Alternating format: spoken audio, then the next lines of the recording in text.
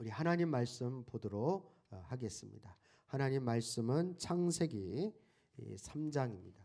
창세기 3장 1절 말씀부터 6절 말씀까지를 교독을 하겠습니다.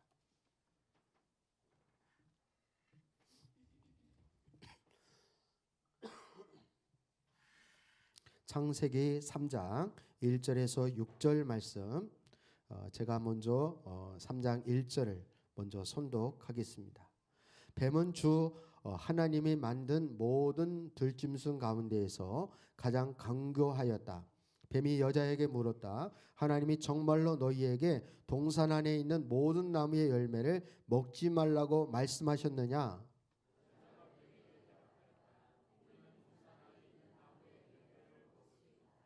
그러나 하나님은 동산 한가운데에 있는 나무의 열매는 먹지도 말고 만지도 말라고 하셨다. 어기면 우리가 죽는다고 하셨다.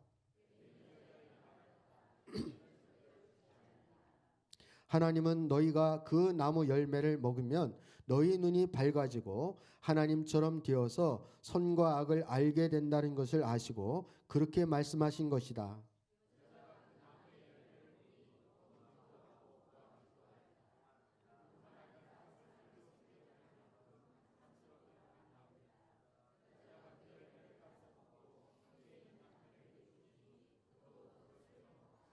예, 아멘. 예, 아멘. 예, 우리 2월 달 계속 제자 양육 교재로 말씀을 계속 나누고 있습니다. 2월 달 말씀은 제2강 두 번째 과에 있는 왜 복음이어야만 하는가라는 그러한 제목 아래 말씀을 계속 나누고 있습니다. 지난주에는 우리 그 지난주에 특별히 우리 자신을 보는 것이 능력입니다 라는 제목을 가지고 우리 말씀을 나누었는데요.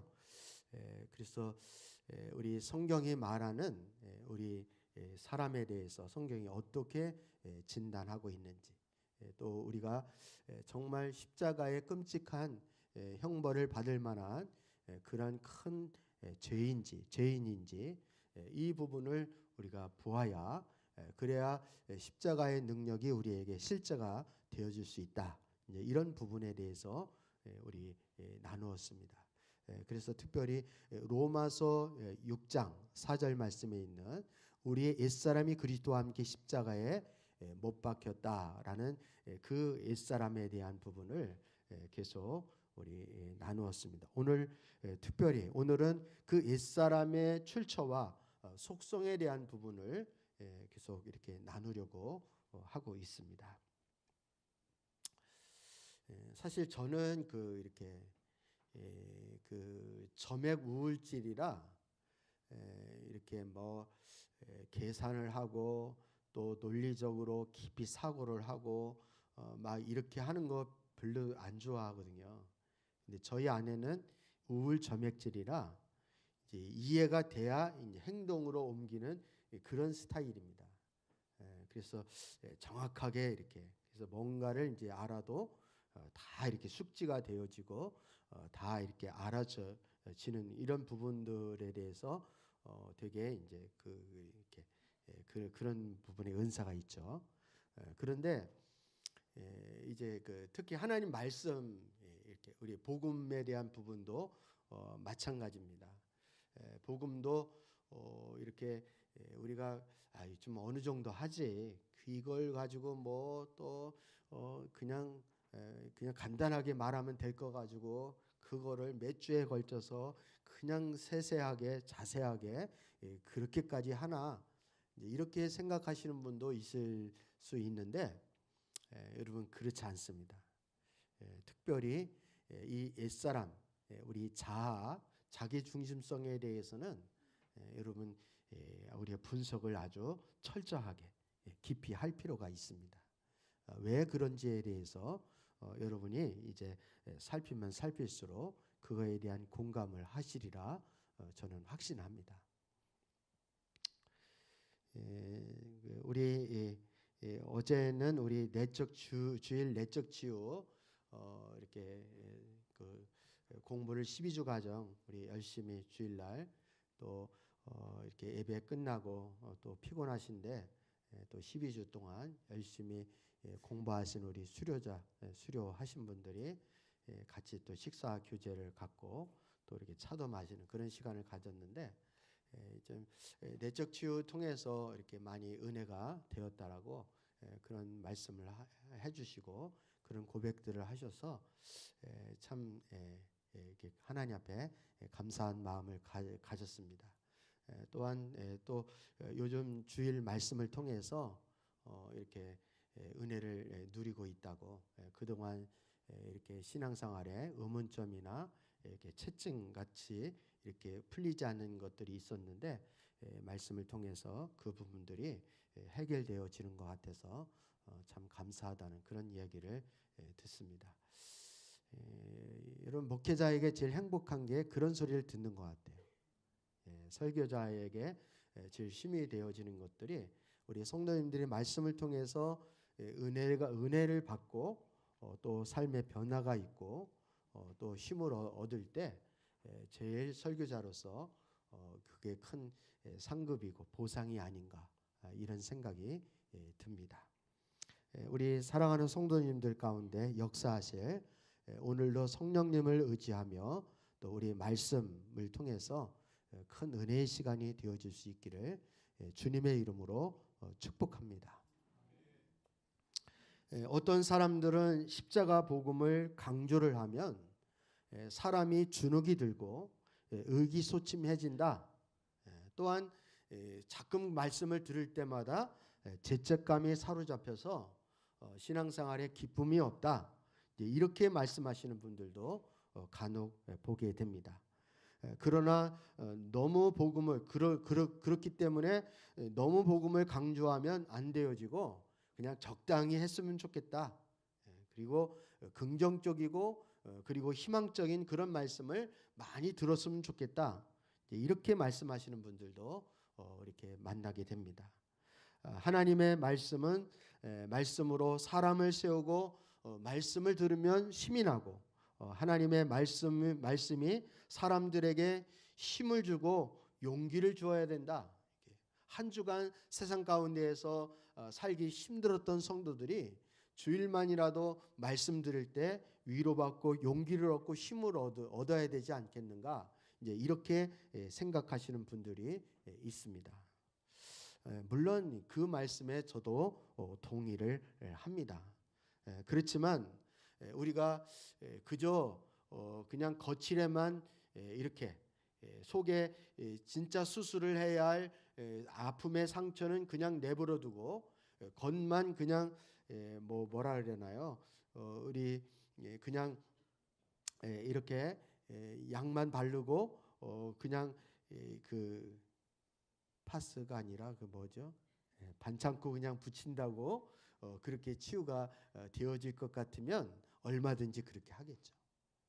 그런데 성경은 우리 근본적인 문제가 있다는 사실을 분명하게 말씀하시고 그 근본이 해결이 안 되어지면 하나도 해결이 되어질 수 없기 때문에 그렇습니다. 그래서 성경은 우리의 중심, 우리 속을 더 적나라하게 파헤치려고 하는 것이 하나님의 말씀이라는 사실을 우리는 기억할 필요가 있습니다.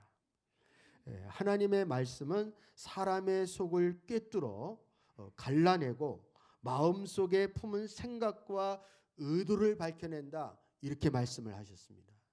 우리 히브리서 4장 12절 13절 말씀을 한번 보도록 하겠습니다.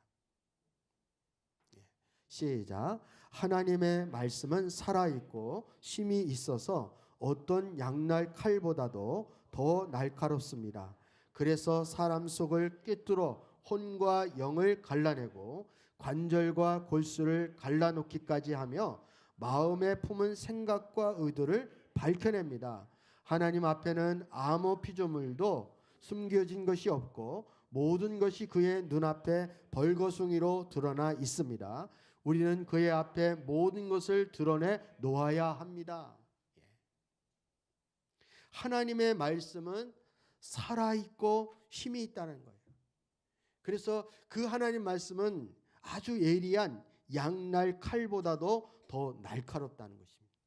그래서 사람의 속을 꿰뚫고 영과 혼을 갈라내고 관절과 골수를 갈라낼 뿐만 아니라 마음에 품은 생각과 의도를 밝혀낸다는 것입니다.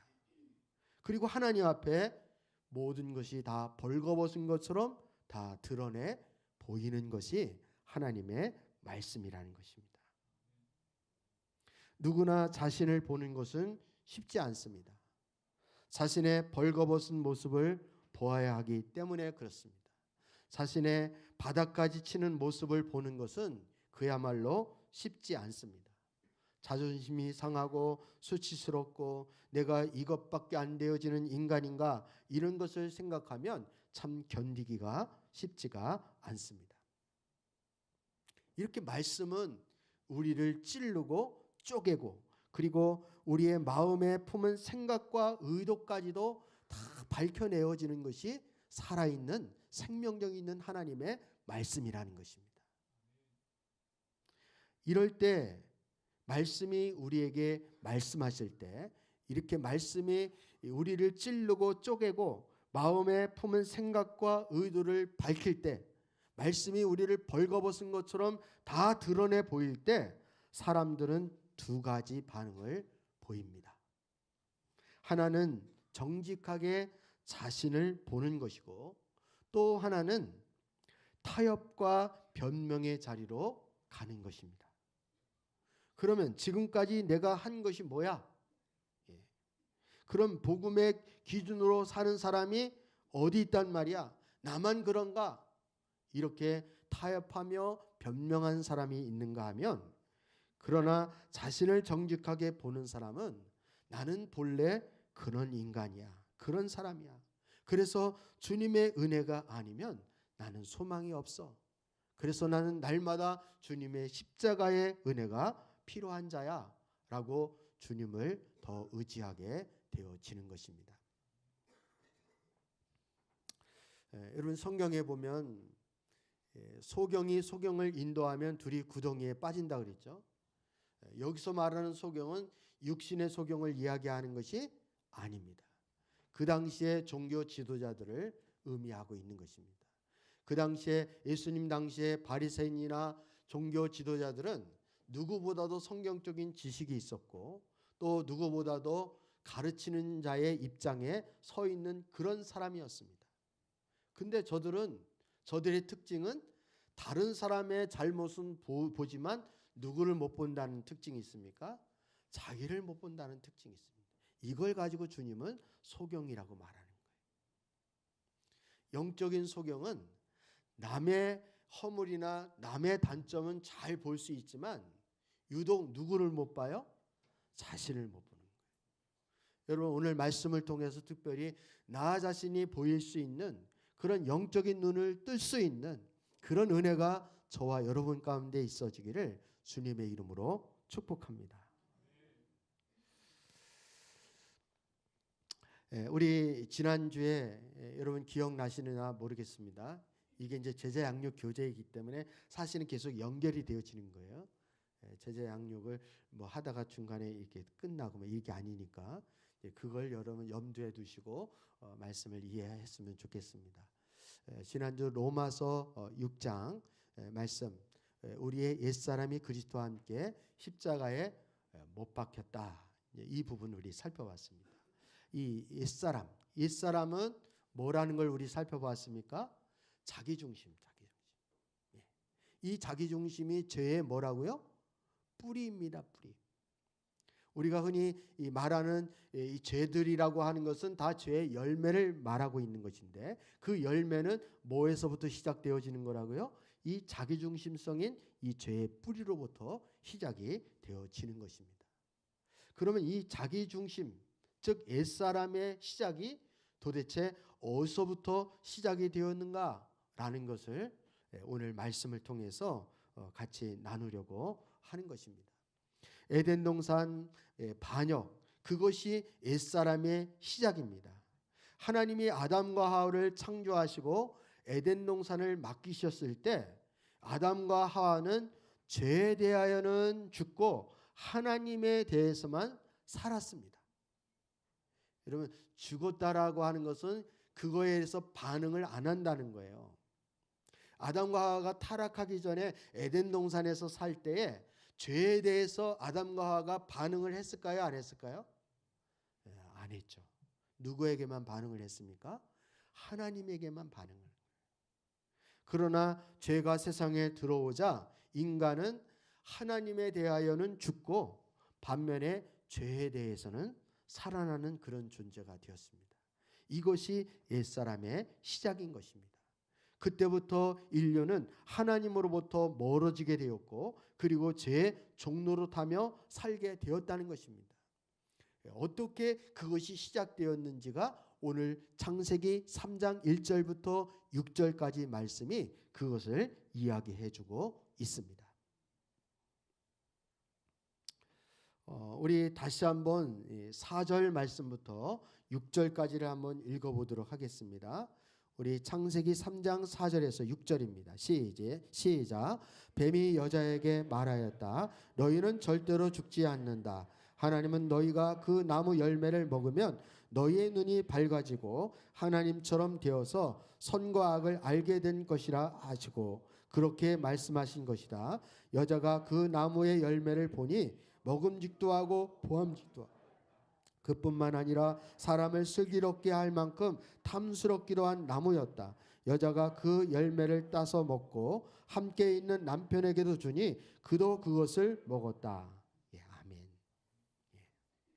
사단은 하와에게 선악을 알게 하는 나무의 실과를 따 먹어도 죽지 않는다. 이렇게 속였습니다. 이 첫째 속임수를 받아들인 하와에게 원수는 완전 다른 왜곡된 진리를 이야기하고 있습니다. 선악과를 먹으면 눈이 밝아져서 하나님처럼 되어서 선악을 안다라는 그런 속임수였습니다. 여러분, 이것이 이제 6절 말씀인데요. 6절 말씀인데 여기서 이제 5절 말씀인데 5절 하나님은 너희가 그 나무의 열매를 먹으면 너희의 눈이 밝아지고 하나님처럼 되어서 선과 악을 알게 된다는 것을 아시고 그렇게 말씀하신 것이다. 이 말은 너희가 이 선악을 알게 한 나무를 먹으면 눈이 밝아져서 하나님처럼 되어져. 하나님은 너희가 그렇게 되어질까 봐 이 선악을 알게 하는 나무의 실과를 먹지 말라고 한 거야. 그러니까 당장 먹어서 너희는 누구처럼 되어져? 하나님처럼 되어져. 이게 사단이 하와에게 부추긴 그러한 죄의 부추김입니다. 한마디로 말하면 스스로 하나님처럼 되라는 것입니다. 하나님 없는 삶, 이것이 바로 옛사람의 특징이라는 것입니다. 사람들은 하나님을 찾지 않습니다. 그들은 하나님에 대하여 죽었기 때문에 하나님에 대하여 반응하지도 않습니다. 어쩌면 하나님에 대해 관심조차도 갖지 않습니다. 그리고 스스로 하나님에 대해서 외면을 하게 되는 것입니다. 그 이유는 왜냐하면 그 중심에 자기가 스스로 하나님 노릇하려고 하는 그런 자기 중심성이 그 마음에 있기 때문에 그렇다는 것입니다. 그런데 이 자기 중심성, 즉 옛사람의 배후에는 그러면 누가 있는가라는 것입니다. 여러분, 이사야 14장 12절 말씀부터 14절 말씀을 우리 함께 읽어보도록 하겠습니다.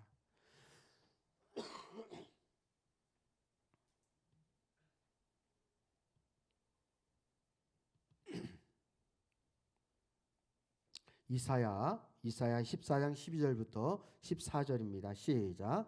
웬일이냐 너 아침의 아들 새벽보라 네가 하늘에서 떨어지다니 민족들을 질바봐 통나무처럼 찍혀서 땅바닥에 나뒹굴다니 내가 평소에 늘 장담하더니 내가 가장 높은 하늘로 올라갔다. 하는 별들보다 더 높은 곳에 나의 보좌를 두고 저 멀리 북쪽 끝에 있는 산 위에 신들이 모여 있는 산 위에 앉겠다. 내가 저 구름 위에 올라가서 가장 높으신 분과 같아지겠다 하더니. 여러분, 이것은 사단이 평소에 장담을 한 것을 지금 이사야 선지자를 통해서 말씀을 하고 있는 것입니다. 먼저 12절에 웬일이냐 너 아침의 아들 새벽보라, 계명성이라고 그러는데 이것을 우리 타락한 천사를 이야기하고 있는 것입니다. 사단은 원래 천사장이었다 그러죠. 근데 그는 어느 순간에 교만해져서 스스로 지극히 높으신 하나님처럼 되겠다, 이렇게 다짐을 하고 하나님 앞에 반역을 했다는 것입니다. 그 내용이 13절 14절에 우리 나와 있는 거예요. 우리 13절 14절 다시 한번 읽어볼게요. 시작. 네가 평소에 늘 장담하더니 내가 가장 높은 하늘로 올라가겠다, 하늘 별들보다 더 높은 곳에 나의 보좌를 두고 저 멀리 북쪽 끝에 있는 산 위에 신들이 모여있는 그 산 위에 자리 잡고 앉겠다. 내가 저 구름 위에 올라가서 가장 높으신 분과 같아지겠다. 하나님과 같아지겠다는 거예요. 즉 하나님과 맞서겠다는 그런 뜻인 거죠. 그래서 그 결과 사단이 그 하늘에서 쫓겨나서 사단이 에덴 동산에 뱀으로 나타나 하와를 유혹을 한 것입니다. 동일한 방법으로 유혹을 하는 거예요. 너도 스스로 하나님처럼 되라. 이것이 인간의 타락이고 옛사람의 본성이라는 것입니다. 그래서 옛사람의 본성 뒤에는 항상 사단이 있다라는 사실을 성경은 우리에게 가르쳐주고 있는 것입니다. 여러분, 오늘 말씀을 다시 한번 볼게요. 5절에서 사단이 부추기잖아요. 하와를 부추기는데, 한마디로 말하면 이 선악을 알게 하는 나무를 따먹으면 내가 누구처럼 되어진다는 거예요. 하나님처럼 되어진다는 거예요. 너 하나님 되어져, 이런 이제 부추김이에요. 하나님처럼 되어진다는 말이 누구 중심성을 가지고 부추기는 거예요? 자기 중심성을 부추기는 거죠. 이 자기 중심성을 가지고 6절, 여자가 그 나무의 열매를 보니, 여자가 이 나무의 열매를 볼 때는 누구 중심으로 보는 거예요? 자기 중심성을 가지고 이 나무 열매를 보는 거예요. 사단이 부추기기 전까지는 명절에 먹던 부추전이 생각나네요. 사단이 부추기기 전까지는 아담과 하와가 선악을 알게 한 나무의 실과를 바라볼 때 어떻게 봤을까요? 어떻게 봤을 것 같아요? 죄를 짓기 전에. 저건 하나님이 먹지 말라고 하신 거지. 하나님은 나를 창조하신 창조주이시고 이 에덴 동산과 모든 세계의 주님이 왕이시고 주인이셔. 나는 그 말씀에 순종하는 것이 나의 행복이고, 그리고 그 주님 안에 거하는 것이 나의 생명이야. 이렇게 말했다니까요. 나무를 보면서 그걸 깨닫는 거예요. 나무 하나만 딱 봐도 무슨 적인지 의미가 딱 전달이 되어지는 거예요. 하나님 그래서 에덴 동산 한 중앙에 선악을 알게 하는 나무를 심어놓은 이유가 바로 그거예요. 하나님이 통치 다스림의 상징이기 때문에. 그런데 이놈은 여자가 사단의 말을 듣고 그 나무를 봤더니 어떻게 보이는 거예요? 이제 요상하게 보이는 거예요. 어떻게 보이냐면 그야말로 자기 중심으로 보니까 자기 중심으로 보이는 거예요. 자기 중심성으로 보니까 자기 중심성으로 보이는 거예요. 그 열매가 먹음직도 하고 보암직도 하고 지혜롭게 할 만큼 탐스럽게 보이는 거예요. 이거는 전적으로 하나님의 관점이 아니라 누구의 관점입니까? 자기 중심성에서 나오는 자기 관점인 거예요. 그래서 결국은 뭐 했어요? 따먹고 자기도 먹고 자기 남편에게도 먹이는 거예요. 먹이는 거예요. 여러분, 죄가 어떻게 이 세상에 들어왔고 죄가 성경에 어떻게 시작되었는지를 설명하는 내용이 이 창세기 3장 1절부터 6절까지의 말씀의 내용인데, 여기에 죄가 어떻게 시작되었는지 여러분 아시겠죠? 자기중심성이 있는 거예요. 한번 따라해 보시겠습니다. 죄가 있는 곳에는 항상 언제나 인간의 자기중심성이 있습니다. 예, 그렇습니다. 이 자기중심성이 옛사람이라고 그랬잖아요. 타락한 병든 자, 자기중심성이 병든 자이고 타락한 옛사람의 모습이라고 그랬잖아요. 이것이 십자가에 못 박혔다는 거예요. 왜 십자가에 못 박혀야 하는가? 여러분, 저와 여러분이 그리스도와 함께 십자가에 못 박힌 것은 이 옛사람이 십자가에 못 박힌 것이고 이 자기중심성이 십자가에 못 박힌 것입니다. 이 자기중심성이 정말 십자가에 못 박혀 죽을 만큼 끔찍하고 큰 대역 죄인인가? 이 부분에 인식이 되어져야 우리는 그때 십자가를 바라보게 되고 십자가의 능력이 우리 가운데 실제가 되어지는 것입니다. 여러분, 자기중심성이 있는 곳에는 항상 뭐가 있었다고요? 죄가 있었다. 이 부분을 이제 성경의 근거를 들어서 성경에부터 신약까지 쭉 이제 훑으려고 합니다. 여러분이 잘 따라오셨으면 좋겠습니다. 삐끗 여러분이 다른 생각을 하면 이제 삼천부로 쭉 빠지게 되어지는 거예요. 먼저 첫 번째는 지금 아담과 하와의 죄가 성경의 죄가 어떻게 시작되었는가라는 걸 이미 봤습니다. 여기서도 뭐 때문에 아담과 하와가 죄를 범하게 된 거라고요? 자기중심성으로 여자가 본즉 그 나무를 본즉 먹음직도 하고 보암직도 하고 지혜롭게 할 만큼 탐스러운. 왜 그렇게 보이겠어요? 자기중심으로 보니까 그런 거예요. 그래서 결국은 죄를 범하게 되었다라는 것을 우리 첫 번째 보았고요. 두 번째는 우리 죄하면 노아 홍수를 빼놓을 수가 없겠죠. 노아 시대 때 하나님이 왜 홍수를 통해서 왜 심판을 하셨을까요? 그것은 죄가 세상에 광량했기, 죄가 꽉 찼기 때문에 그런 것입니다. 그러면 이 노아 홍수 때에 사람들의 선택의 기준이 어디에 있는지에 대해서 주목하고 우리 말씀을 보도록 하겠습니다. 창세기 6장 2절 말씀입니다. 창세기 6장 2절 시작. 하나님의 아들들이 사람의 딸들의 아름다움을 보고 저마다 자기들의 마음에 드는 여자를 아내로 삼았다. 이렇게. 저는 이 말씀을 보면서 특히 요즘 젊은이들이 이 말씀을 보면 어떻게 생각할까? 이게 궁금해요. 아니, 목사님, 지금이 뭐 조선 시대도 아니고 지금 시대에 그럼 내가 살 사람을, 내가 마음에 맞는 사람을 고르는 게 맞는 거지. 그러면 누가 골라줘요? 이렇게. 근데 여기에 보니까 하나님의 아들들이 사람들의 딸들의 아름다움을 보고 자기들의 마음에 드는 여자를 아내로 삼았다. 이렇게. 물의 심판이 임박한 노아 시대 때 사람들의 선택은 누구 중심인 것을 볼 수 있습니까? 자기 중심인 거예요. 자기 중심이 타락한 인간의 죄의 본성이라는 것입니다.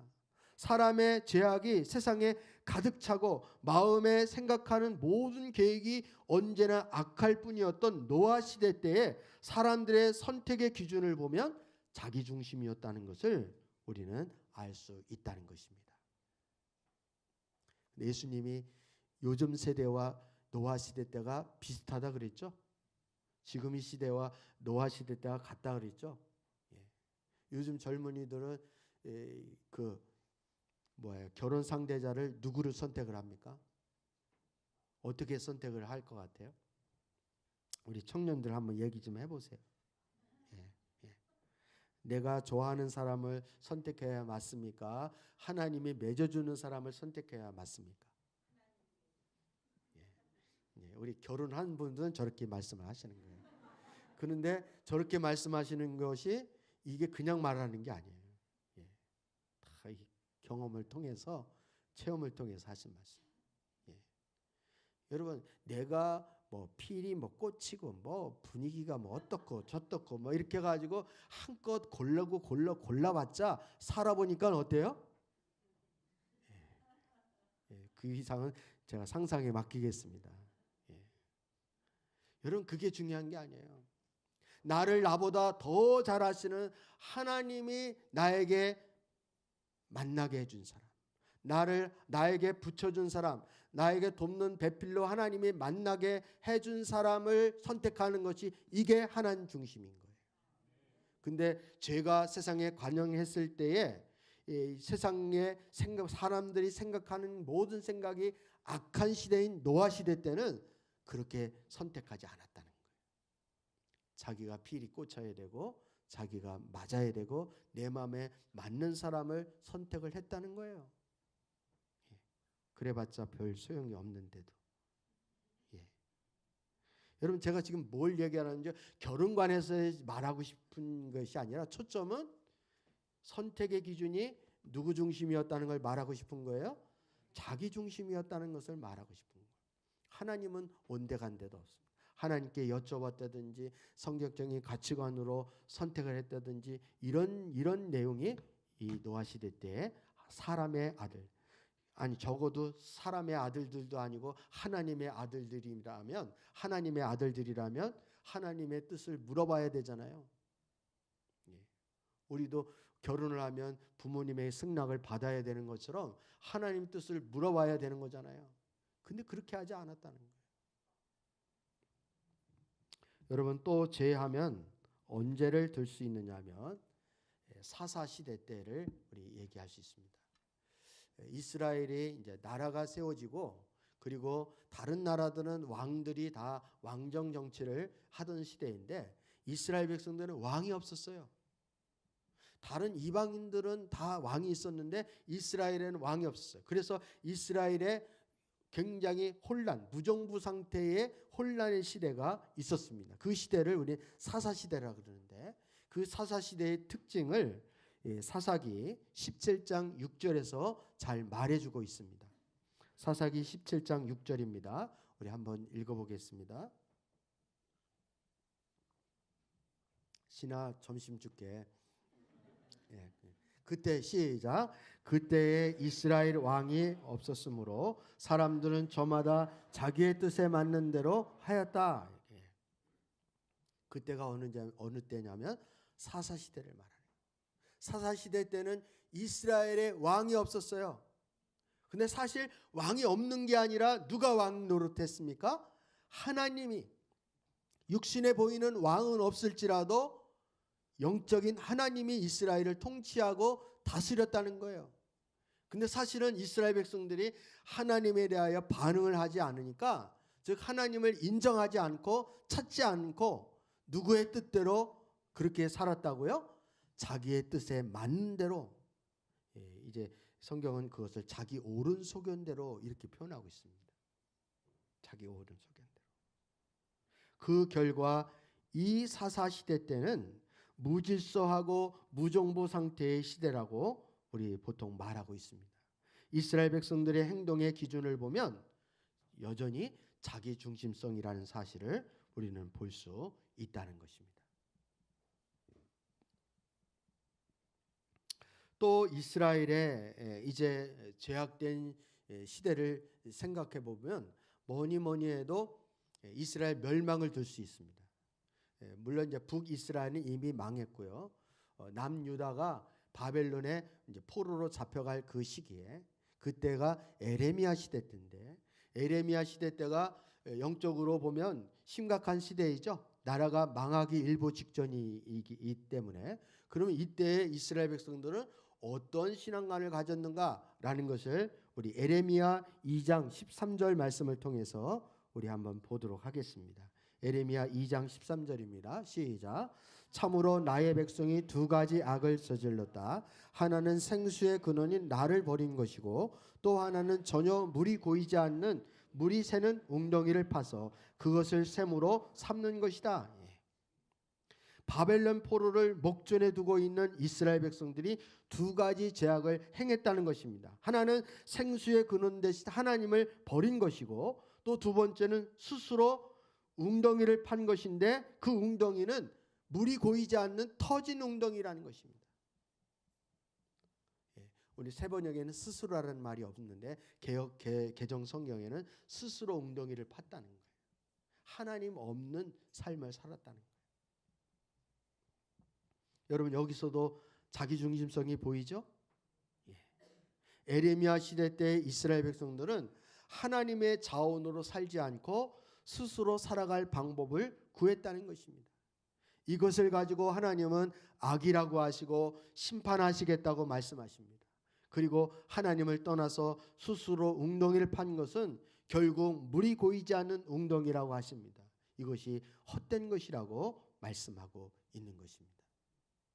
여러분 하나님 떠나서 스스로 웅덩이를 판 이거 다 무슨 중심의 모습을 보이는 겁니까? 자기 중심성을 보는 거예요.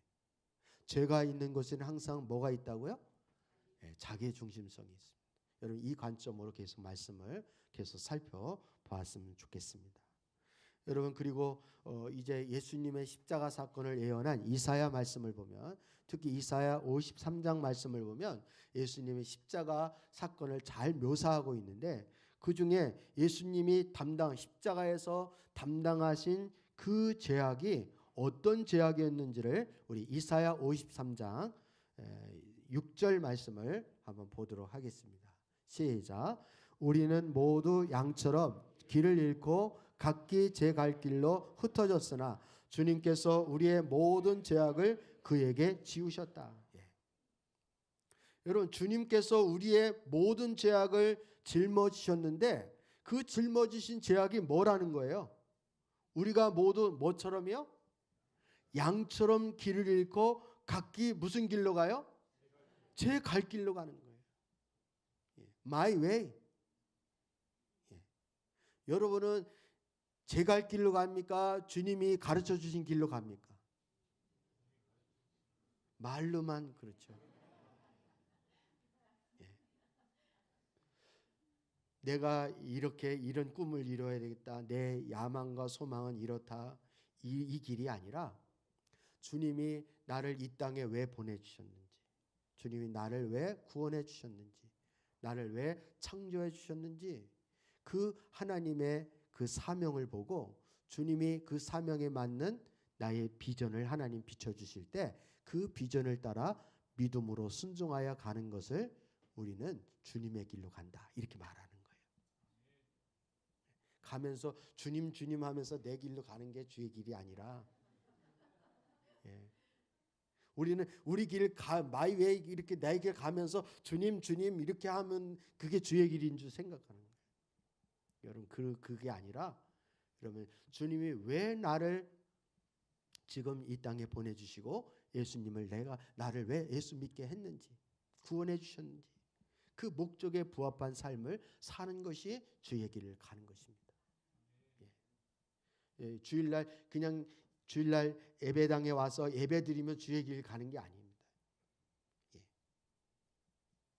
우리는 모두 전에는 이렇게 양처럼 자기 길로 가는 것. 어쩌면 우리 세상의 가치관으로 보면 그럼 자기 길 자기가 가지 누가 가 이렇게 생각하겠죠. 그게 당연한 거 아니야? 그러니까 젊은 사람들이 예수 믿기가 힘든 거죠. 이래라 저래라 하는 거 딱 질색인. 우리 아이들의 로망이 뭡니까? 내 마음대로 사는 거죠. 조금 이따 우리 살펴보겠죠. 내가 먹고 싶을 때 먹고 자고 싶을 때 자고 내가 하고 싶을 때 하고 이래라 저래라 하는 거 딱 질색인 거죠. 그러니까 예수 믿기가 점점 힘들게 되어지는 것입니다. 근데 죄악은 뭐를 죄악이라 그래요? 심판을 받을 예수님이 대신 십자가에 지실 만큼 끔찍한 그런 죄는 바로 지 맘대로 사는 것입니다. 하나님의 뜻대로 안 살고 내 갈 길 내가 간다. 자기 마음대로 사는 것이 이게 끔찍한 죄라는 사실을 누가 그것을 인식하겠느냐는 거예요. 여러분 또한 사도 바울이 에베소 교회 성도들에게 죄와 허물로 죽었던 그런 특징에 대해서 말하면서 어떻게 말씀하고 있는지, 여기에서는 자기중심성이 어떻게 드러나는지 에베소서 2장 3절을 보도록 하겠습니다. 에베소서 2장 3절 시작. 우리도 모두 전에는 그들 가운데에서 육신의 정욕대로 살고 육신과 마음이 원하는 대로 행하였으며 나머지 사람들과 마찬가지로 날 때부터 진노의 자식이었습니다. 여러분, 왜 진노의 자식이라고 말했는가? 날 때부터 왜 진노의 자식이라고 말했는가? 그것은 육신의 정욕대로 살 뿐만 아니라 육신과 마음이 뭐 하는 대로 행한다고요? 원하는 대로 행하는 거예요. 육신의 정욕대로 살고 육신과 마음이 원하는 대로 행하는 것, 이것이 죄악이라는 것입니다. 하나님의 백성은 하나님을 의지하고 하나님을 경외함으로 하나님의 인도하심에 순종하며 하나님의 자원으로 살아야 하는 것입니다. 하나님은 생수의 근원이십니다. 무한한 공급원이시고 끊임없이 부어주시는 분이 우리 하나님이십니다. 그럼에도 인간은 물을 저축하지 못할 터진 웅덩이를 스스로 파기에 안간힘을 쓰고 있습니다. 이것이 인간의 본성인 것입니다. 하나님이 없는 삶, 내가 하나님 노릇하고 내가 주인 노릇하고 싶은 이러한 것이 에덴 동산에서 일어났고 이것이 바로 옛사람의 시작이고 지금도 하나님의 백성들 가운데 여전히 일어나고 있는 것입니다. 그 결과 우리는 하나님에게서 멀어지게 되어지고 결국 하나님의 자원에서 멀어지면 우리 삶에 인생의 기갈이 어려움이 찾아오게 되어지는 것입니다. 이렇듯 죄가 있는 곳에는 항상 애애 없이 자기중심성이 있었다는 것입니다. 예수님은 제자들에게 누구든지 나를 따라오려거든 자기를 부인하고 제 십자가를 지고 나를 따라오너라, 이렇게 말씀하셨습니다. 왜 예수님은 제자로 헌신하는 제자들에게 꼭 자기를 부인하고 자기 십자가를 지라고 그렇게 요구를 하셨을까? 그 이유는 자기가 철저히 내려지지 않으면 우리는 어느 누구도 주님을 온전히 따를 수 없기 때문이라는 사실을 성경을 통해서 똑똑히 보아야 하는 것입니다. 죄의 뿌리인 자기중심성은 성경에만 있는 것이 아닙니다. 자기중심성은 이 성경에만 존재하고 우리의 삶 가운데서는 이미 해결되어진 것이 아닙니다.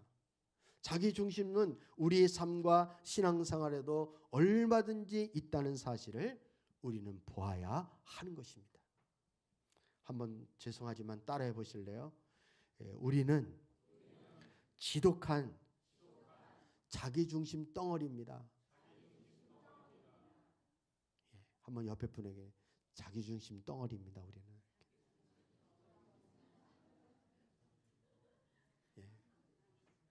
여러분, 이 시간 이게 보여져야 우리 영적으로 눈을 뜨는 거예요. 이게 안 보여지면 우리는 소경인 것입니다. 미안하지만. 그러면 지금부터 왜 덩어리라고 그랬는지를 여러분 그걸 좀 한번 여러분이 실제로 한번 나눠봤으면 좋겠습니다. 우리는 열성을 보이는 것조차도 자기중심성입니다. 우리가 뭔가를 일할 때 여러분 열정적으로 하는 거 보기 좋죠? 근데 여러분 우리는 어디에 열정을 쏟느냐? 자기 자신이 하는 일이나 자기에 속한 직장이나 자기에 관련된 것에 대해서는 열성을 쏟는 일에 우리는 지치지도 않고 피곤치도 않고 곤비지도 않습니다. 그러나 하나님의 일, 하나님의 사역에 대해서는 우리가 얼마나 이유가 많은지 모릅니다. 시간이 없다, 바쁘다, 아프다, 몸이 아프다. 물론 그럴 수도 있는데 우리는 어떻게 하면 피해갈까? 어떻게 하면 좀 덜 할까? 이런 것 때문에 이유가 많이 생각이 나는 거예요. 근데 열정을 우리 자식에게 쏟는 것이나 아니면 내가 밥 벌어 먹고 사는 실제적인 나의 일에 그 쏟는 열정에 3분의 1 아니면 10분의 1만 쏟아도 우리는 하나님 앞에 충성된 자라 일컬음을 받을 거예요. 예. 우리 청년들만 보더라도 미안하지만 우리 청년들이 여러분 저런 복장으로 출근하는지 아세요? 아닙니다. 더 빼입고 가요. 근데 교회 올 때는 아주 그냥 수수하게 입는다고 이렇게 하지만 열정을 안 해요. 벌써 복장 자체가 마음 자세가 틀리다니까요. 왜 우리가 자기중심 덩어리인지 아시죠? 예. 이거는 여러분만 그렇다는 게 아니라 저도 마찬가지예요. 예. 저도 마찬가지예요. 목회에 열정을 쏟잖아요. 그럼 제가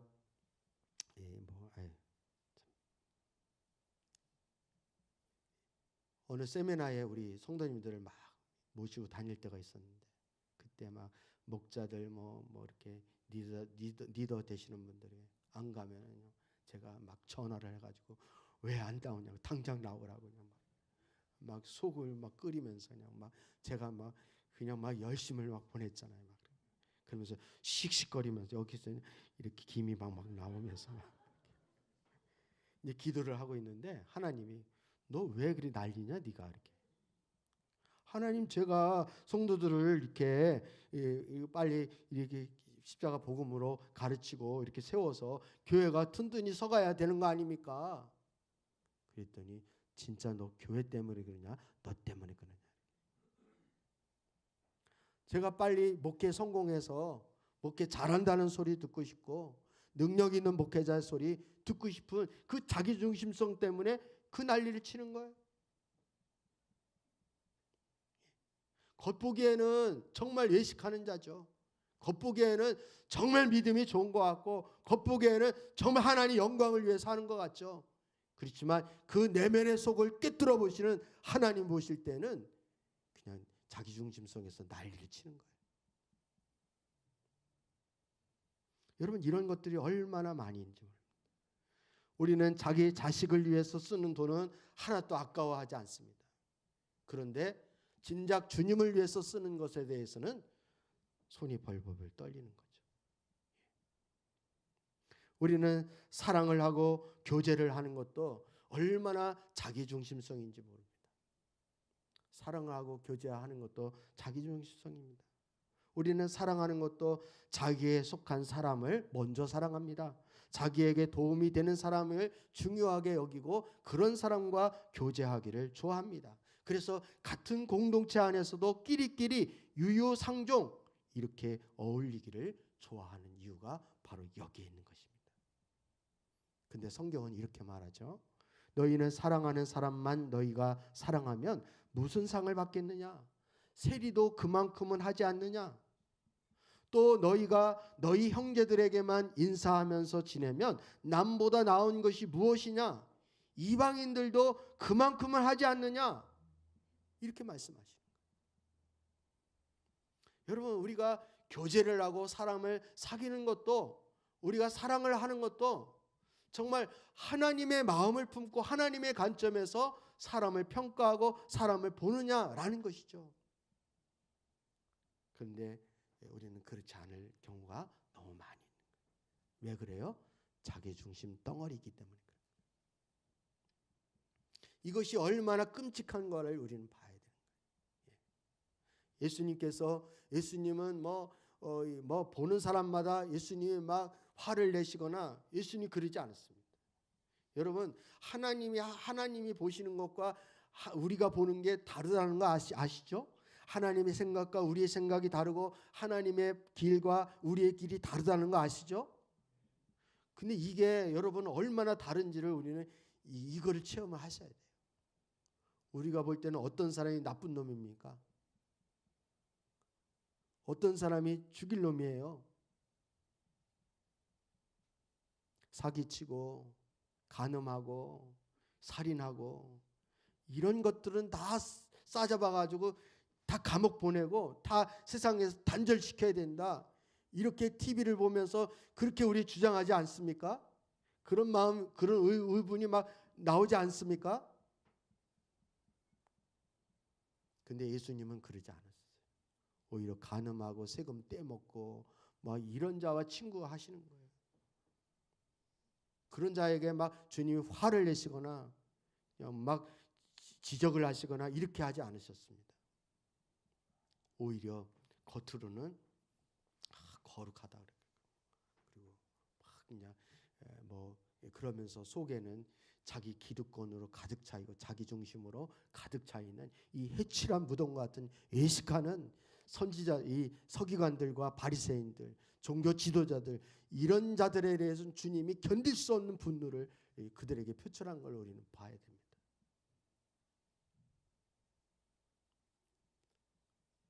우리는 너무나도 세속적인 가치관이 우리에 꽉 차 있기 때문에 뭐가 하나님을 진노케 하는 것인지 뭐가 하나님을 슬프게 하는 것인지조차도 잘 구분을 못할 때가 너무나도 많이 있는 거예요. 여러분 우리 삶 속에 나타나는 이 끔찍한 자기중심성이 보이십니까 여러분? 예. 뭐 이런 거 설교를 뭐 이런 말씀을 들어보셨어야죠. 예. 뭐 열심히 나오라, 뭐 교회 열심히 기도 많이 해라 이런 얘기만 들었지 뭐 이런 거를 여러분 뭐 이거에 대해서 여러분 깊이 생각하는 사람조차도 별로 없습니다. 특히 영적으로 침체할수록 이 복음에 대해서 깊이 통찰하는 사람이 그렇게 많지 않습니다. 이 복음의 진수가 다 가려지게 되어 있습니다. 근데 우리가 좀 속이 불편해도 이것을 끝까지 추적하고 보는 이유는 바로 여기에 십자가의 능력이 있기 때문에 그렇습니다. 여러분 심지어는 주님의 일을 해도 자기중심성이 있을 수 있다는 거예요. 주님의 일을 해도. 여러분 주님의 일을 하는 거는 좋은 거예요, 나쁜 거예요? 좋은 것입니다. 여러분 제가 말했잖아요. 우리 주방에서 설거지하는 부분들도 설거지하는 것도 다른 목장 목원이 부족하면 도와줄 수 있는 거잖아요. 도와주는 건 좋은 거예요, 안 좋은 거예요?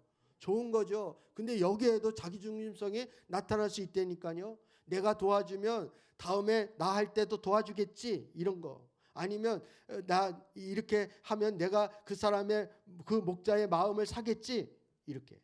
그래서 나와 더 친해지겠지 나의 사람이 되겠지 이러한 자기중심성이 있으면 이건 하나님 보실 때 선한 것이 아니라 악할 수 있다는 거예요. 왜? 말씀이 우리의 마음의 동기와 뭐를 꿰뚫는다 그랬어요? 그 이유까지도 꿰뚫기 때문에 그렇습니다. 순수하게 주님을 사랑해서 이름 없이 빚도 없이 성실하게 그렇게 한다면 얼마나 좋겠습니까? 근데 우리는 주의 일을 하면서도 여전히 자기가 드러나기를 원하고 자기의 업적을 자랑하고 싶어하고 다른 사람들보다 뛰어나다는 소리를 듣고 싶어하는 그런 일이라면 그 일 속에 우리는 자기중심성이 들어있는 것입니다. 주님은 그것을 기쁘게 여기지 않는다는 거예요. 주님의 사역을 할 때 주님의 은혜로 감당하는 사람은 사역이 설령 자기가 생각하는 것처럼 안 된다 하더라도 그것 때문에 낙심하거나 화를 내지 않습니다. 왜냐하면 주님이 하시는 거기 때문에 그렇습니다. 내가 하는 거 아니라 하나님의 뜻이 있을 거야 라고 하면서 하나님의 때를 기도하면서 기다릴 수 있습니다. 사역이 생각하는 것보다 잘 안 된다 하더라도 자신의 능력으로 하는 것이 아니기 때문에 절대로 자랑하거나 교만한 자리에 앉지 않는 것입니다. 그리고 그들이 하는 고백은 주님의 은혜입니다. 내가 한 것이 아니라 주님이 하셨습니다. 이렇게 반응하는 것입니다. 주님은 겉으로 포장하는 외식하는 자들을 싫어하셨습니다. 마음의 중심인 동기와 원인을 중요하게 보셨습니다. 그래서 주님은 회칠한 무덤에 대해서 진노하고 계시는 것입니다. 사랑하는 성도 여러분, 우리 자기 중심성을 어떻게 분별해야 하는 것입니까? 십자가 앞으로 달려가서 진단을 해야 합니다. 그래서 사도 바울은 나는 날마다 뭐하노라? 죽노라. 왜 죽겠어요, 사도 바울이? 사도 바울이 왜 날마다 죽겠습니까? 사도 바울이 날마다 죽노라라고 말을 하는 그 고백은 나는 날마다 십자가 앞에 내가 나가서 내 자기중심성을 내려놓습니다. 여러분, 우리는 날마다 십자가 앞에 달려나가 우리 자신을 진단해야 하는 것입니다. 그리고 정직하게 반응을 해야 하는 것입니다. 우리는 지금부터 어떤 일을 하든 무슨 일을 만나든 내가 어떻게 반응하며 어떤 동기를 가지고 하느냐를 살펴봐야 합니다. 예를 들어 화가 난다, 짜증난다. 왜 화가 나는지. 나만 죽으라고 해. 나만 해. 입이 이렇게. 교회 청소하다가도 자기 중심성이 그냥 으쌰으쌰 강하다 보면 청소를 해도 꼭 나만 해. 빠지는 사람은 꼭 빠져. 미꾸라지 빠지듯이 꼭 빠져 막 이러면서 그러면서 그냥 입이 이렇게 나와가지고 그냥 막 이렇게 하는 거예요. 슬퍼. 왜 슬픈가? 자기 연민에 빠져. 왜 빠지는가? 여러분, 십자가 앞에 나가서 나 자신을 진단하면 그것이 하나님에게서 온 것인지 그게 자기중심성에서 온 것인지를 그때 분별하게 되어지는 것입니다. 그래서 날마다 죽는 거예요. 여러분, 하나님에게 온 것이 아니라면 여러분 과감 없이 정직하게 내가 그런 자입니다 라고 하나님 앞에 고백을 하시고 십자가 앞에 여러분 엎드릴 수 있기를 주의 이름으로 축복합니다. 그러면 거기에 놀라운 은혜가 있게 되어지는 거예요. 거기에 놀라운 은혜가 있게 돼요. 그래서 우리 사랑하는 우리 사랑교회 온 성도님들이 이 십자가 복음의 능력이 이론이 아니라 실제가 되어질 수 있기를 주님의 이름으로 축복합니다. 그래서 모든 범사에 하는 모든 일이 다 하나님 앞에 감사하고 기쁜 마음이 들게 되어지는 거예요. 여러분, 이런 능력을 다 소유할 수 있는 우리 성도님들이 되었으면 좋겠습니다. 특별히 오늘 옛사람의 그 속성, 옛사람의 출처가 어디에서 나오게 되어지는지 여러분 이것을 볼 수 있어야 됩니다. 여러분, 우리 아이들이 젊은 아이들이 로망이 아까 얘기하다가 말았는데 로망이 뭐예요? 독립하는 거예요. 독립하는 거. 왜 독립하길 원할까요? 지 마음대로 살고 싶어서. 먹고 싶을 때 먹고 자고 싶을 때 자고 간섭 안 받고 그렇게 내 마음대로 살고 싶은 거예요. 여러분, 그러다 큰일 납니다. 그러다 큰일 나는 거예요. 우리는 통제를 받아야 돼요. 특히 자기 절제 능력이 없는 사람들은 그럴수록 더 통제를 받아서 여러분 하나님의 자원으로 사는 그런 하나님의 사람이 되어져야 하는 거예요. 왜 결혼 안 하려고 해요? 왜 결혼 안 하려고 합니까? 왜 자식 안 낳으려고 합니까? 다 자기중심성에서 나오는 거예요. 그러니까 세상이 악할수록 우리는 더 그 세상 따라가다 보면 우리도 더 자기중심 덩어리가 되고 악한 사람이 되어지는 거예요. 여러분, 십자가에 달려 끔찍하게 죽을 만큼 우리가 그렇게 큰 죄인이라고 생각합니까? 근데 그것은 자기를 못 봐서 그런 거예요. 자기가 내가 얼마나 자기중심 덩어리인지가 이게 보여야, 그리고 하나님이 이것을 얼마나 혐오하고 이것을 진노하시는지에 대해서 여러분이 깨달아야, 그래야 여러분 십자가 복음이 더욱 실제가 되어지는 것입니다. 그런 은혜가 있어지기를 다시 한번 주님의 이름으로 축복합니다.